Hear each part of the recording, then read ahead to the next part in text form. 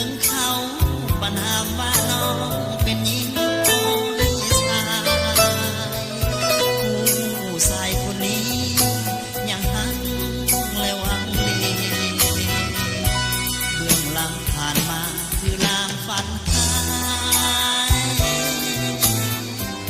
ให้มันผ่านกายด้วยการเวลาอย่า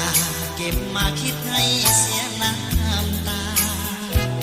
จงคิดเสียงว่ามันเป็นฝันหายฝันลูก็สาย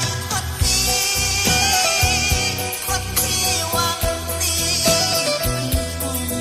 นสุดท้าย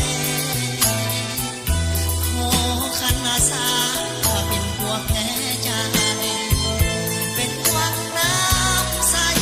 ล้างสวยสาบขาวหมดทิศแต่นี้ต่อไปสิ้นแล้วน้ำตา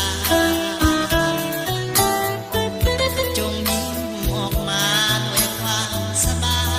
ยใจผู้ชายคนนี้คือผู้คุ้มครองเป็นคนสุดท้ายหักและหวังดี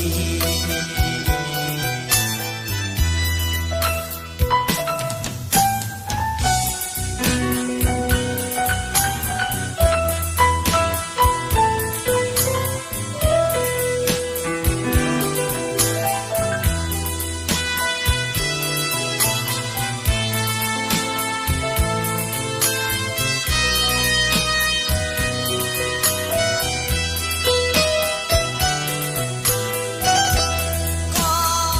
สายคนนี้คนที่หวังดี